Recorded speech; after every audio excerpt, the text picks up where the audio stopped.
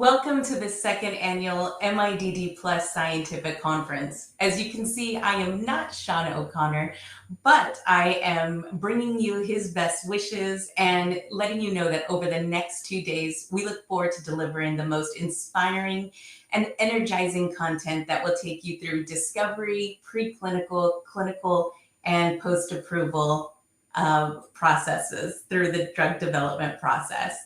I also would like to let you know that we believe in the power of community and that we're stronger and better together. And in a time of a continually changing environment, we aim to create a space over these next 2 days that start an open dialogue. We want to share our experience as well as those of our speakers and presenters to spark new ideas. And we look forward to, most importantly, your participation in poll surveys and in the Q&A sessions. Key sessions are being recorded and will be available for playback. So if you missed anything, don't worry. You can return to the lobby, and once the session is completed, you'll be able to stream from the platform. So I will go ahead and introduce our keynote speaker for today. Let me go ahead and stop sharing here. This is Raj Madabushi from the US FDA, who's going to talk to us this morning. Raj, welcome and thank you for joining us. As we talked about, we're going to do a quick poll question here to get started. What's your role, everyone in the audience, in drug development? So if you'll just take a few seconds there to go ahead and pop in, whether you're in modeling and simulation, strategy, decision-making, regulatory, or other, go ahead and make your selection. And Raj, how are you this morning? Doing fine, thank you. And it's a pleasure to be here and look forward to the poll and an opportunity to share some perspectives. Great. All right. So we'll go ahead and end the poll now. And let's see. It looks like we've got... Go ahead and the poll has ended. So we've got 73% in modeling and simulation, coming in at 15% with other, and about almost 9% with regulatory. All right, Raj, go ahead and take it away. Excellent. And before I get started, I just want to make sure that you are able to see my slides. Yes, we can see it. And thank you very much, Arlene. Thank you for this opportunity to be able to share some of my perspectives about advancing model-informed drug development, a topic very near and dear to my heart. And based on the poll, it looks like most of you are involved in modeling and simulation, and I'm pretty sure these thoughts are going to be very relevant for you. I see there are some in decision making and regulatory and others. So I'm pretty sure I will be offering something in this particular talk that might be of use to you, or something that you may be hearing for the first time. With that, I'll get the disclaimer out of the way. These are all my views and opinions and should not be construed as FDA's official policy. So to get us started here, I want to share with you some numbers for context. 13.8, 9.1, 985.3. These three numbers, in a nutshell, in my opinion, represent what is the challenge of new drug development today. There are other numbers similar to these, which vary slightly, but more or less they convey the same thing. And I will dive a little bit more deeper into how these numbers came about and what do they mean to set the background for our conversation today. So the results that I'm showing you here are showing phase-to-phase probability of success. This work comes from researchers out of MIT. They looked at drug approvals all the way from 2000 to 2015 across different phases and computed the probability of transitioning from one phase to other phase. It ranges anywhere between 50 to 65%, with the challenges still being in transitioning from phase 2 to phase 3. Most of the times you end up in the phase 3, the 60% of the time you end up at the approval. But the key number here is that the likelihood of approval, that is going from phase 1 to the approval, is a mere 13%, highlighting the high failure rate of drug development. The second number, 9.1, this actually comes from work done by Brown et al., which was published in Nature recently. What they did was they looked at the time spent in clinical development, starting from phase 1 all the way to the approval, and they looked at the time frame ranging from 2010 to 2020. And you can very clearly look that the times have stayed relatively constant across the 10-year time frame. They computed some analysis correcting for various regulatory factors, and they estimated that the average time for the approval is around 9 years, highlighting the second aspect, that drug development is time taking. And lastly, by now you might have guessed what this number 985 is. This is a work recently published in JAMA by Wouters et al., who computed the median expected research and development expenditure after taking into account the costs of all other failures for drugs that were approved.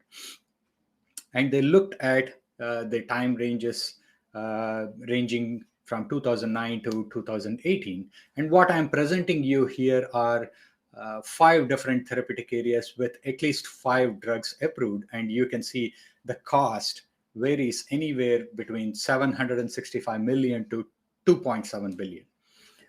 And they estimated the average expected R&D investment expenditure for an approval comes close to around a billion, around 985 million. So clearly, drug development is prone with high failure rates, it's time taking, and it's costly.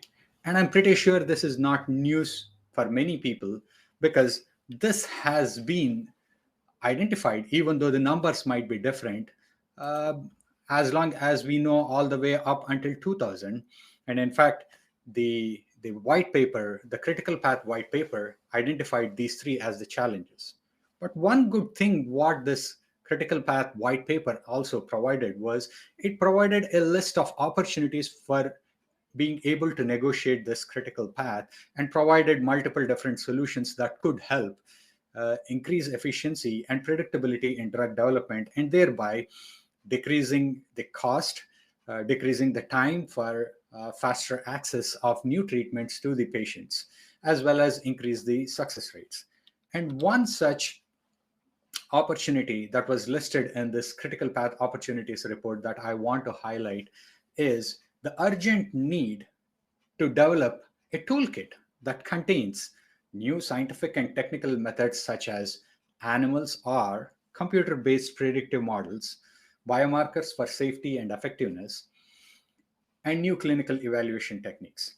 And these would hopefully help improve the predictability and efficiency along the critical path of translating from laboratory concept to a commercial product. And today, we'll focus on the specific aspect of computer-based predictive models, which has also gained recent recognition under the latest iteration of the Prescription Drug User Fee Act, wherein model-informed drug development has been identified as one of the regulatory decision tools that can enhance drug development and regulatory decision making, among others. Some of the others are the complex innovative trial designs, quantitative benefit risk assessment, biomarker qualifications, having standards, analysis data standards, as well as patient-focused drug development or incorporation of patient voice in drug development. While it requires multiple solutions to address the challenges for drug development, model-informed drug development is one of those tools that can be used, and we will take a closer look on how this can be utilized and how we can advance model-informed drug development. Before I go ahead talking about advancing model-informed drug development, I want to make sure that we all have some same baseline. Want to just make sure that we have the same understanding of what is model-informed drug development. Over the past 2 decades or so, there have been various definitions that have been used to operationalize the use of computer-based predictive models to inform drug development and decision making. I am presenting three such definitions here. The first one coming from scientists at Pfizer, the second one coming from scientists from European Federation of Pharmaceutical Industries and European Federation of Pharmaceutical Industries and Associations. And the last one is the working definition that has been proposed in the PDUFA 6 goals letter. If you look across all of these three, there are two common elements that will stand up. The first is the utilization of a quantitative approach. They could be called as pharmacostatistical models or quantitative models or integrated models. And these could be either based on exposure, biological or statistical models. So there is a common element that is quantitation, and for which development of models is very critical. The second is all of them are invoked or utilized to make certain applications, such as to either improve drug development, knowledge management or decision making, or address the quality, efficiency, cost effectiveness in drug development, or address regulatory issues. No matter what, they are application oriented. So in a nutshell, model-informed drug development involves marrying together our ability to quantify and integrate information to address issues associated with drug development and regulatory decision making. And to achieve this, a plethora of techniques or methodologies that are used. This will not come as a surprise to the 70% of you in the audience here. You are probably using most of these approaches on a daily basis. They range from the conventional approaches such as PK modeling, population pharmacokinetics, physiologically based PK modeling, or relating concentration to responses or outcomes such as PK/PD or exposure response. And there are more advanced methods such as systems biology and quantitative systems pharmacology, which get more deeper into the various aspects of integrating information on biology, pathology, and pharmacology, and also approaches which invoke our understanding of the molecules themselves and anticipating what their effects might be, and using some of these to develop models for understanding the disease or operating characteristics of clinical trials, and eventually using some of these approaches to help inform the drug development decisions or regulatory decisions. So with that as the backdrop, we know, and like I have shared, that these approaches have had long history of applications. And on the left, I'm showing the applications that were reported by scientists at FDA. This is just a snapshot of applications. And you can see throughout the continuum of drug development, these scientists from the Industrial Federation, they are showing the utility and value of model-informed drug development. Similarly, from the FDA, there have been several publications either on individual case studies or summary of efforts, and they can be classified into 4 categories. Either they are related to dose optimization, clinical trial design, informing clinical trial design, or providing supportive evidence for efficacy or making the regulatory decisions, or supporting the regulatory decisions. And lastly, integrating all these collective experiences to be able to inform policy so that it can bring about the much needed clarity and consistency in drug development and regulatory decision making. Given this history of applications of informed approaches over past 2 decades, uh, what what is the motivation for thinking about advancing model informed drug development today? For that, we will have to have a little bit of appreciation of what are the push and pull forces on the application of some of these approaches. And I will start off with some of the enablers. We have seen, based on our experience and various conversations with subject matter experts in these areas, that the key enablers of modeling based approaches are acceptance by the multidisciplinary teams in which we operate. And for that, there needs to be an environment that fosters collaboration and understanding. Often, these approaches have been successful when there is alignment within the organization and prioritization for applying these approaches and providing the necessary support. Given that we are in a rapidly evolving environment when it comes to technologies and their integration into various activities, it's very critical to have a very robust education and uh, training facilities to be able to incorporate some of the methodological advancements in a timely manner so that they can enable more powerful applications. Some of the challenges with respect to routine applications and incorporations of model informed drug development are the identification and having transparent communication of some of the knowledge gaps.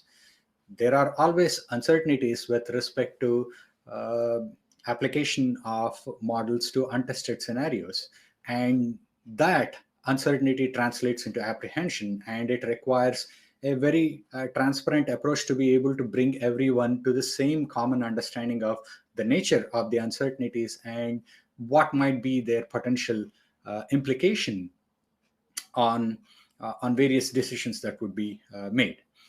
Further, it's very important to have best practices for ensuring consistent and routine application. When there are best practices or when there are guidances, we have seen that has enabled and fostered the more consistent and a very relevant application of some of these approaches. With passing time, we are accumulating a lot of data and knowledge, and one of the challenge for us at this point of time is how to query or tease these information to be able to draw out useful knowledge that can be applied to increase efficiencies in drug development. And that's something that needs to be addressed with every passing year. And lastly, which are variations of the same theme that I have been talking on this slide, goes to the concept of acceptance and ensuring that there is a clarity or understanding of regulatory expectations. Without these, it's going to be a challenge for model informed drug development to be able to realize its full potential. With this as a backdrop, I will share some of our perspectives on how we are approaching advancing model informed drug development. And we hope that this is a holistic and an integrative approach, which is based on three key principles. The first is aimed at increasing capacity and expertise, and this will also address the growing demands and innovation. The second is to ensure that we are invested in developing standards and best practices that lead to consistent application and evaluation of these approaches. And lastly, to create an environment that increases stakeholder acceptance of model informed drug development approaches such that they are more routinely applied and accepted across wide variety of therapeutic areas. For the next few slides, I will provide you with a flavor of the type of activities that we are engaged in, touching upon these three key fundamentals of how we envision model informed drug development can be advanced. Starting with increasing capacity and expertise. As you know, at the Office of Clinical Pharmacology, the discipline of pharmacometrics, which is one of the core subdisciplines in the model informed drug development, has significantly grown from a staff of few scientists to a full-fledged division within the office. Under the PDUFA 6, we got some nominal resources, but we are also invested in increasing the capacity through education and training mechanisms, and also investing in areas which are emerging as it pertains to the model informed drug development approaches. And I will share with you three such areas, emerging areas, and what we are doing. The first one is the incorporation or application of physiologic based pharmacokinetic models in regulatory reviews and interactions and submissions. I'm showing you here a pie chart of various applications over 2008 to 2017, and you can see it's uh, dominated by applications in drug-drug interactions, which are predominantly enzyme-based, though there is a smattering of different other areas also. Over a period of time, we have made specific investments to proactively see and identify uh, avenues for application of PBPK approaches in other areas where it might be more conducive. And our most recent 4-year survey clearly shows not only a significant increase in the number of applications, but also expanding scope beyond just drug-drug interaction characterization, but also into various other aspects. And this is an area which we see that will continue to grow, not only with respect to the volume, but also to the nature of applications. And we are very actively invested with respect to staying abreast with these, and also work towards making sure that we apply these approaches appropriately with the opportunities that come by. The second emerging area is quantitative systems pharmacology. And we recently completed a survey over 8 years, starting from 2013. And you can very clearly see that there is almost an exponential increase in the number of instances where quantitative systems pharmacology uh, approaches are being applied to inform drug development. Most of these are in the investigational new drug space. We haven't had much of an opportunity in the NDA or a BLA review phase. But we feel that this rise in the applications in the IND space is an harbinger of things to come. And we are very proactively looking at increasing our expertise through inviting various experts, series of seminars, webinars, trying to put a highlight on identifying what are these approaches and trying to understand how these approaches are being applied in different contexts. And not only the volume, we are also seeing these approaches being applied across different therapeutic areas. The pie chart here provides you with a split off of various therapeutic areas.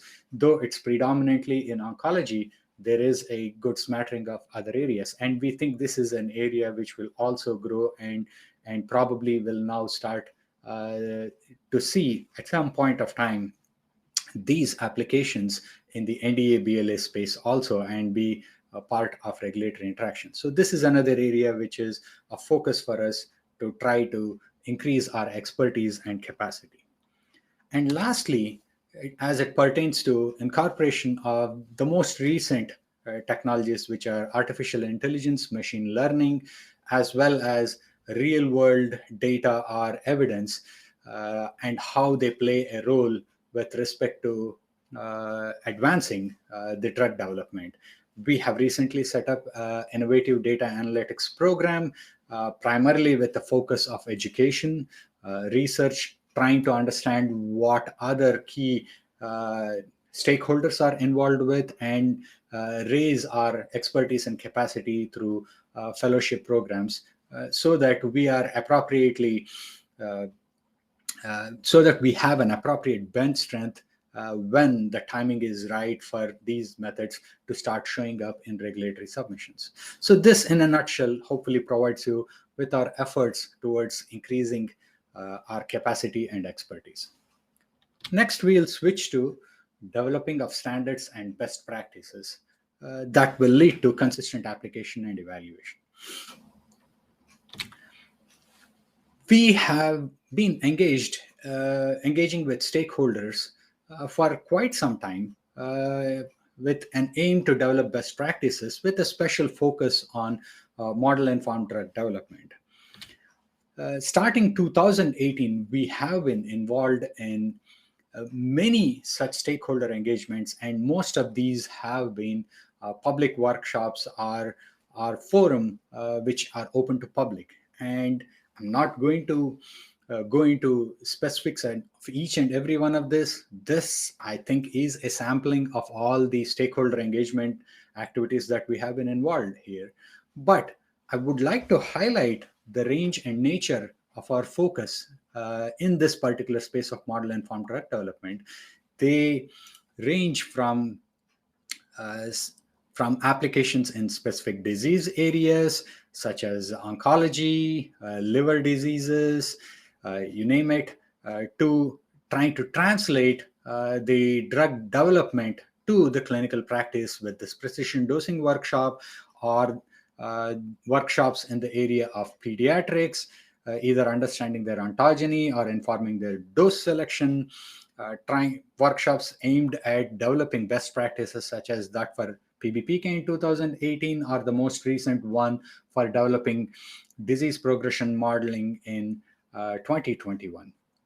They also go across a wide variety of spaces such as biosimilars, developing PD markers for biosimilars, or for immunogenicity assessments, as well as they go into the life cycle areas such as trying to understand how these approaches can be used to inform development of complex generics, or even go into the application of in silico approaches in the biopharmaceutic space.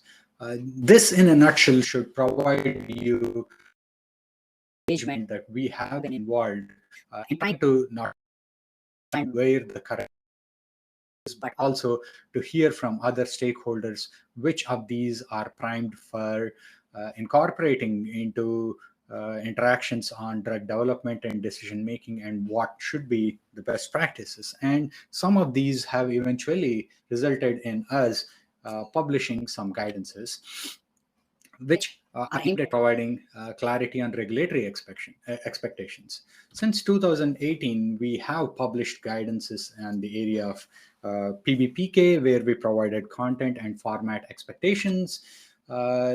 Then we also have invested in providing guidances, in developing guidances, not only on methodological issues, but also in specific therapeutic areas. These two here highlight in specific therapeutic areas where model-informed drug development approaches. The one on the right provides an avenue for developing drugs for treatment of partial onset seizures in pediatrics using extrapolation approaches, and one on the bottom left here on the use of PK-based approaches for supporting alternative dosing regimens, predominantly based on modeling and simulation approaches.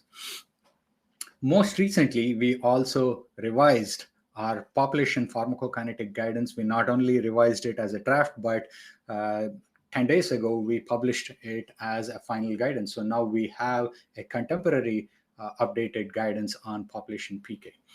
In addition to these efforts, we are also engaged in global harmonization of activities, with drug development programs being multinational, multi-regional, and global in nature.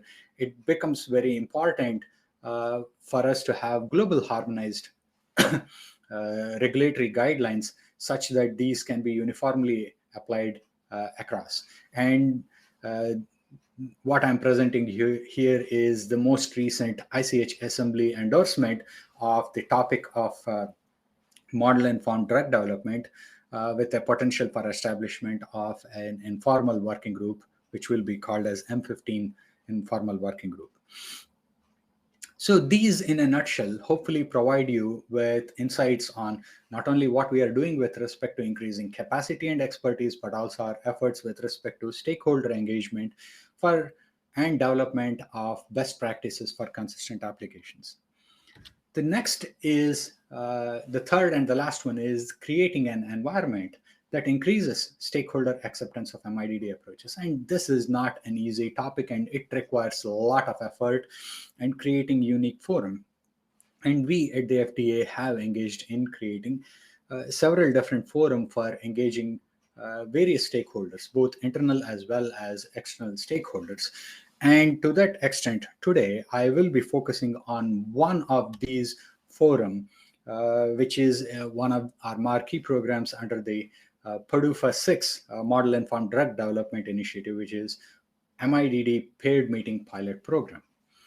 I'll pause here and have a quick poll on how many of you are aware or heard of Model Informed Drug Development Program. As Raj said, we've now launched this poll as we tease what the next set of slides are going to be about. So please take a second here to answer.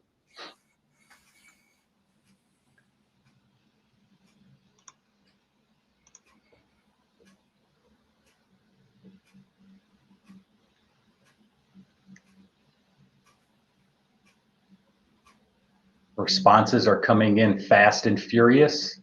We'll give it just a few more seconds.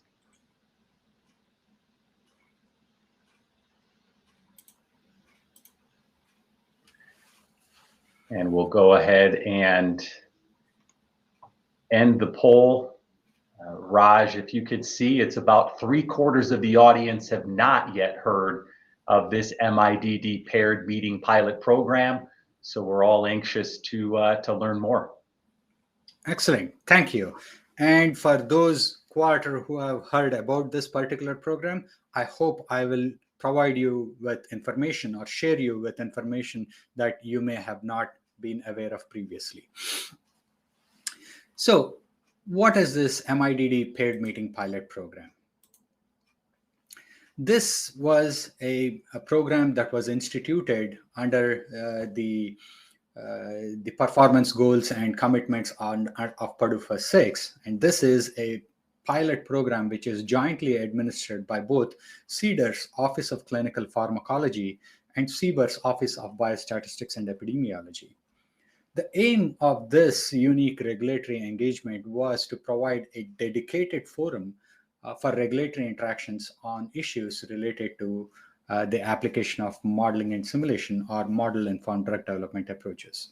This would be a forum for us at the agency to provide advice on how the proposed MIDD approaches can be used in a specific drug development program, and for sponsors to discuss their plans and how they envision.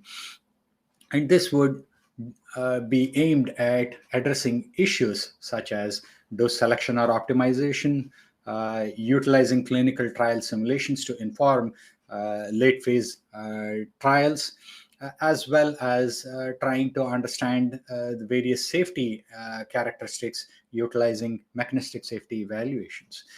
The three subtopics that I have provided here is just a flavor for what might be under the that might be considered under the scope of model-informed drug development pilot program.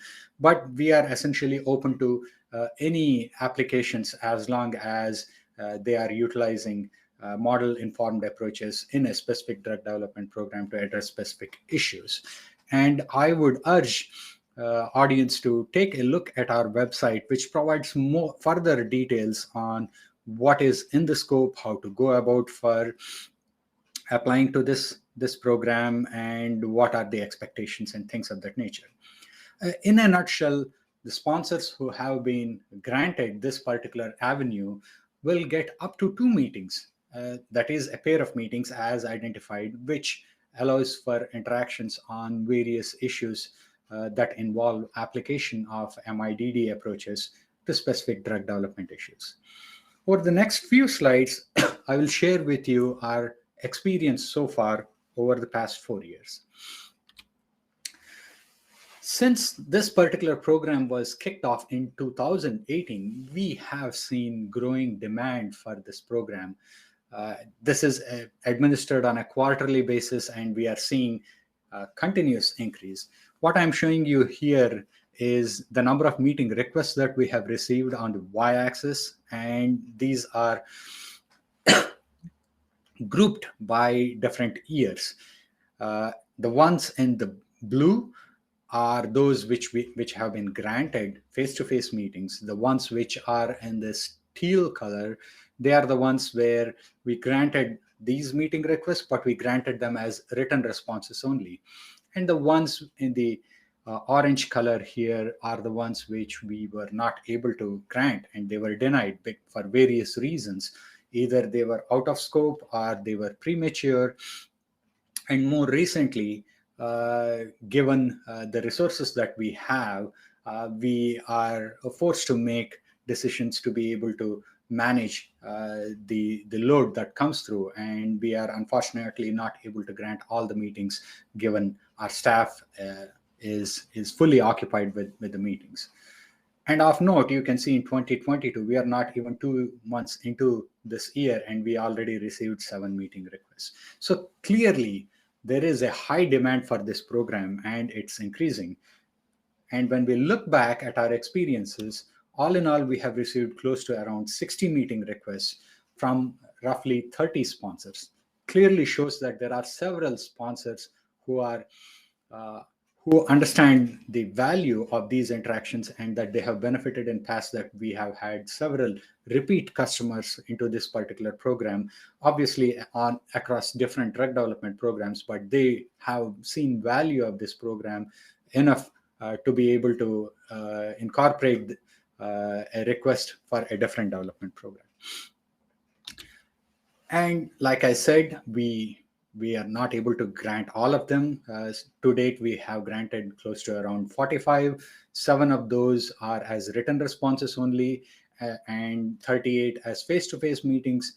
The ones which are written responses only are also a measure towards efficiently utilizing the staff and the resources that we have, and for instances where we think that we can engage in a way which does not involve meetings, but we can still help that particular program.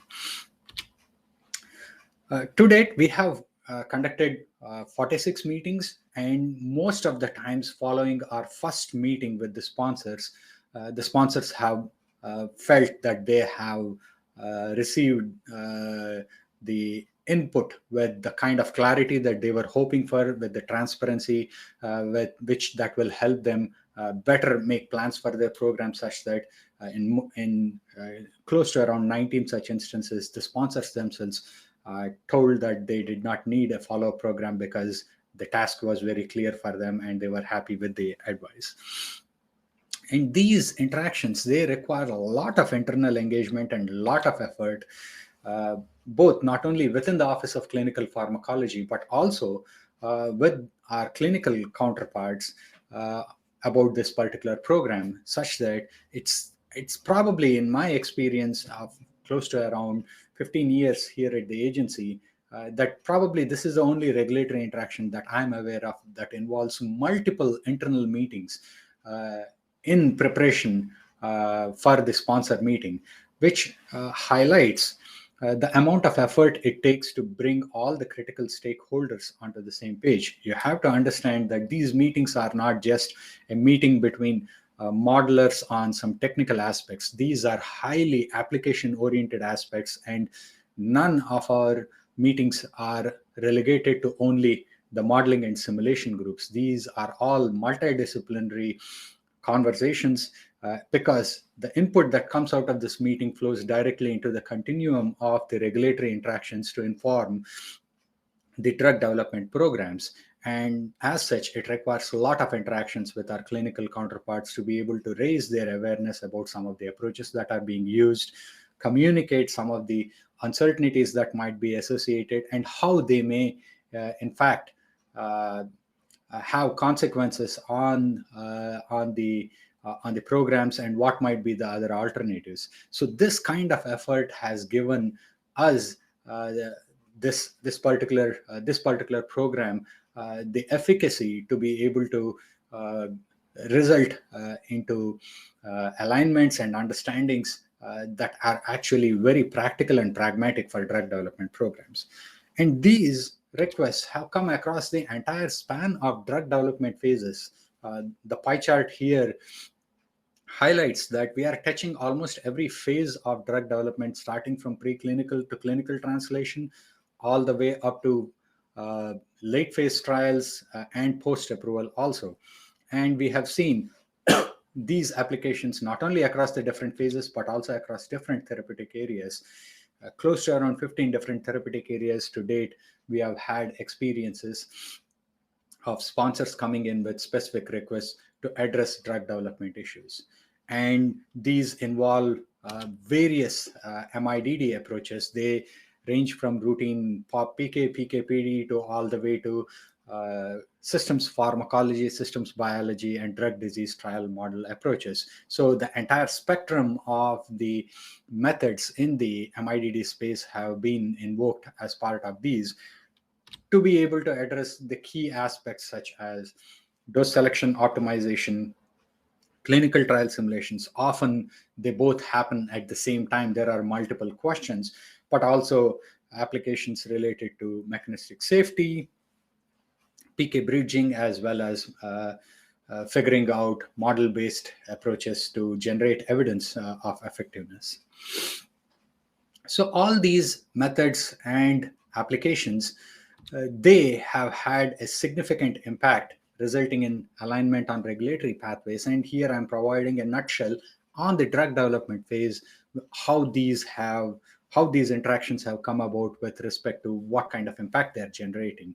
Either they are with respect to gaining alignment on the technical aspects, such as model development, validation, or clinical trial simulations to inform different aspects of drug development, or gaining alignment on the doses or how they are selected for future studies, or optimizing doses after the fact that they are studied, and also how to mitigate risks.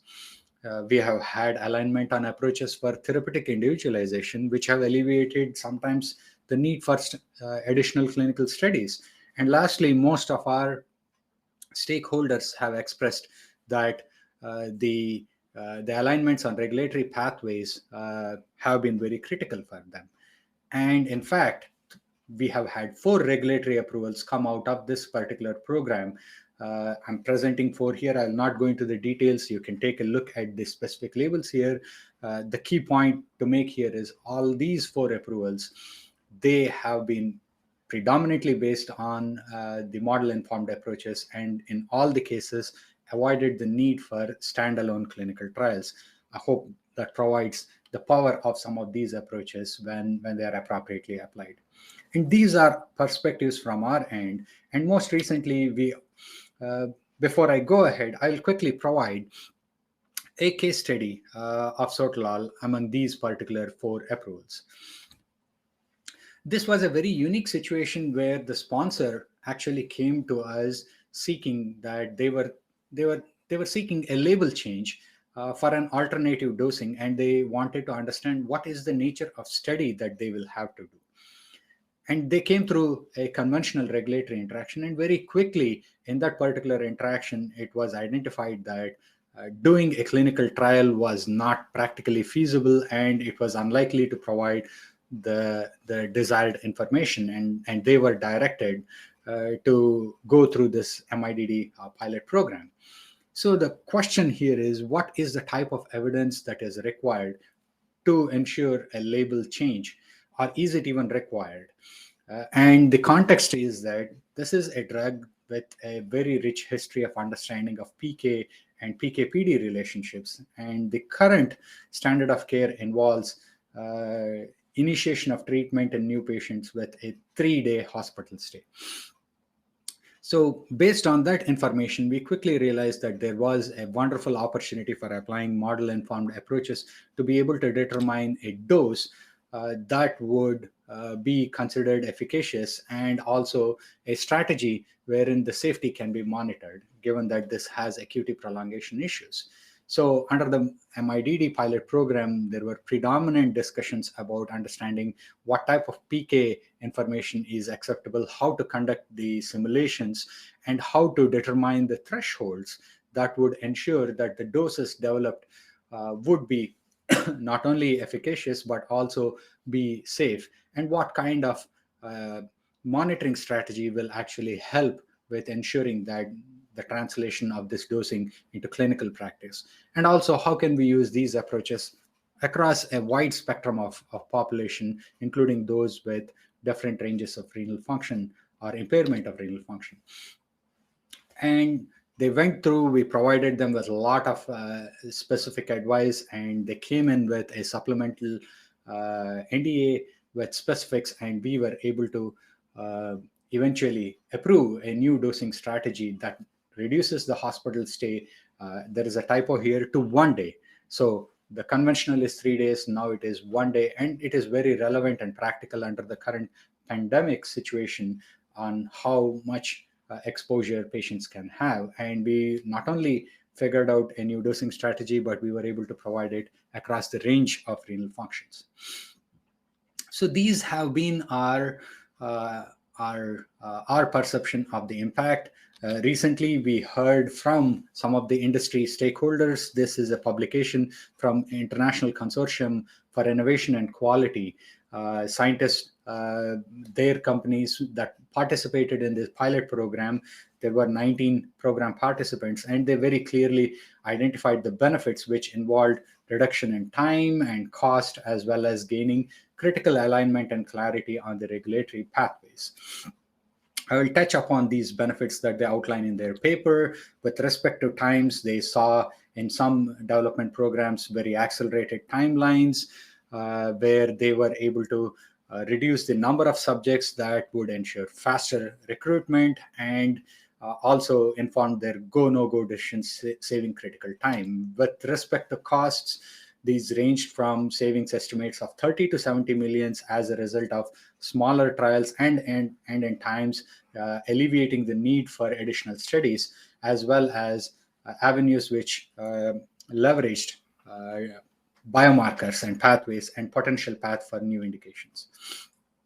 With respect to the alignment and clarity, they got critical insights not only on the technical aspects but also on the developmental aspects, which at times increase the confidence or trust of the modelers that they put forth certain strategies and solutions. So that resulted in internal confidence and trust.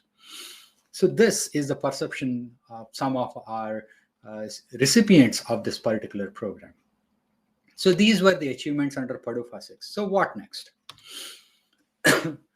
Going forward under PDUFA 7, if you were to look at the reauthorization performance goals, which is out there, clearly we state that we will build upon the success of the MIDD program, and we would be continuing this particular program. It won't be a pilot anymore, and it will be a full-time program, but it will still be administered on a quarterly basis and with small tweaks to accommodate both internal review as well as for sponsors.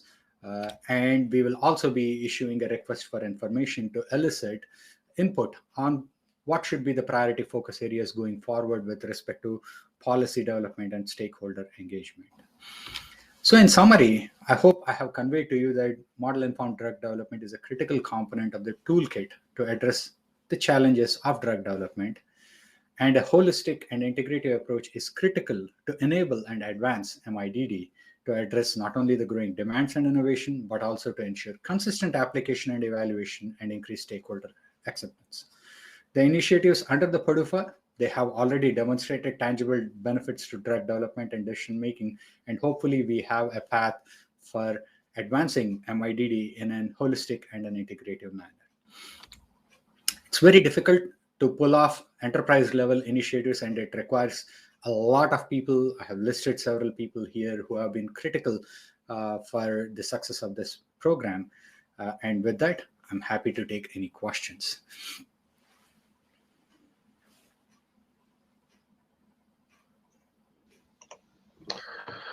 Thank you very much, Raj, for the excellent and insightful discussion today. genuinely, with no pun intended, I think we are all more informed on the various modeling approaches and the opportunities, I think, to engage with the FDA on paths forward through modeling and simulation to accelerate drug development timelines and potentially get medicines to market faster. Just as with that poll question, where responses were coming in fast and furious, there are also a number of questions which have come in. And one to start is under the pilot program, the FDA is asking that the MIDD meeting requests and meeting packages include elements of a credibility framework. Could you elaborate a little bit on this? Yeah. So this is something that we initiated last year. Before that, in our public workshop on PBPK, we unveiled our vision for credibility framework and what it means. We believe the elements of credibility framework is a very powerful communication tool to be on the same page on both sides of the aisle, to have a common understanding of the nature of the problem, the questions at hand, the methods that are being used, what is the residual uncertainty that may exist, and how can that be evaluated or addressed as we go forward applying some of these approaches. So, with that in mind, we started off in the PBPK area as an example, but in fact, our vision was never to limit only to PBPK, but it would be applicable across all the quantitative approaches. And this has a rich history in other areas, such as in the Center for Devices. This has been used for a very long time. This is used in by the engineers as an approach with respect to various modeling and simulations. This is our attempt to ensure that we are able to use this tool to help ensure that we have a common understanding. And if there are differences, we can truly identify what are those areas where there are differences and have a better understanding on how to navigate those conversations. So that is the spirit behind this. We have been putting it out there and trying to understand how different sponsors are approaching this, hopefully with some experience under our belt with how different people are approaching. We would be able to provide more clarity going forward as to specific expectations. But for now, what we articulated in our white paper on this with the first author, Colleen Kamal, is probably a good starting point. Hope that helps. Yeah, very much so. And if I could just for a second piggyback on something that you said in your response, where the initial focus was on PBPK approaches, but you're not placing any more weight or emphasis on that versus other quantitative approaches. Internally at the FDA, are there some quantitative methods which the various teams are investing in trying to better learn, better validate, verify, and so forth over the next year or two, especially? I don't think there are specific approaches, but pretty clearly there are areas which are conducive for more investment. There are certain applications for PBPK that are the focus. Quantitative systems pharmacology is another emerging area, like you saw. It's something that we need to be prepared. And artificial intelligence, machine learning approaches, they are a bit down the lane, but I think they will be here before we realize, and we need to be prepared for that. Yeah. Okay. Thank you. A question: does the FDA have preferred software solutions for specific questions? So, for example, if there was an absorption-related or PBBM focused question, would there be a preference for a tool like GastroPlus, or for other applications, competitor software? We have never had any specific preferences for any software. What we would look at is the application of an approach and try to get an understanding of what is underneath the hood to be able to gain that level of confidence and to be able to apply. Our staff, they are they have experience with some of the approaches versus the others, but we have never turned away any submissions with applications with softwares which were not the ones which were routinely used. We always try to figure out either reproduce, replicate, or incorporate whatever the existing softwares that might be there. So we are essentially specific vendor agnostic. We are more focused on the applications of methodologies to address specific questions. Yeah, thank you, Raj. Another question on the MIDD paired meeting pilot program. Any specific guidance that you can share around situations or challenges which represent common missed opportunities to use the program, or is there an example of an out of scope package for MIDD? Yeah. With respect to missed opportunities, I'm pretty sure there are way many more opportunities in the routine regulatory interactions. General regulatory interactions, they have multiple different discipline focused topic areas, and sometimes some of the key questions where there are MIDD applications, they just don't get enough airtime in that duration. So there might be potentially those opportunities. Our staff has been very diligent. I want to say at least 10 to 15% of the meeting requests that have come in, they have come in at the insistence of our staff at other regulatory forum that they have identified, okay, this is a critical question. This requires a separate forum for us to have these interactions, and they have directed sponsors to go ahead and seek or apply through that particular pathway. Just because our staff sent them to this pathway doesn't mean they automatically get selected, because we have a cross-center leadership level selection committee which looks at each of these requests, and we prioritize which ones would most benefit going through this particular program and get selected. So there are opportunities. It's very hard to quantify, but our staff has been able to bring them up in appropriate situations. The second part of the question I missed. Sorry, what was that? It was somewhat related. Just if there was an out of scope example where MIDD opportunity was missed. So these are very specific to a particular program.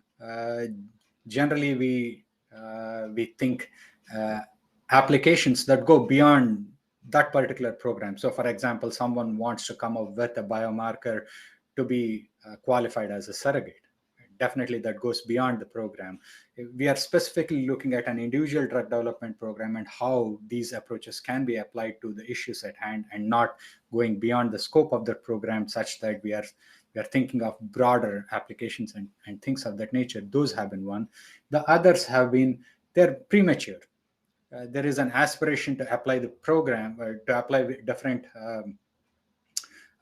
modeling and simulation approaches, but there is no data to even say that it is a viable for even early proof of concept or things of that nature. So they have come so early that there is no point in having conversations.